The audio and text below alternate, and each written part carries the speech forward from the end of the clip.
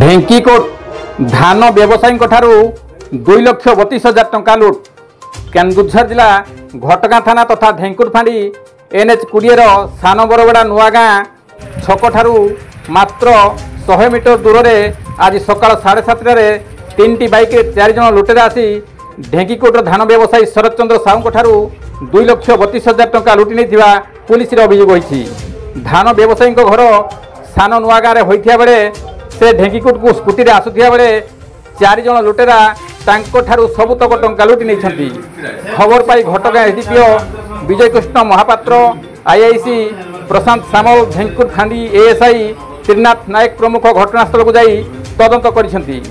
फांडी रे शरद साहू एसडीपीओ बयान नहीं जनापड़ी। गत किछि दिन हब ढेंकीकोट अंचल 4टी बड़ धरण लुट होइथिबा खबर मिली।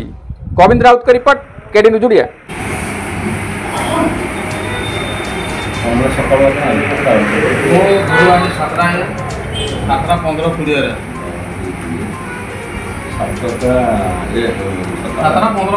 मोबाइल देखने 7:15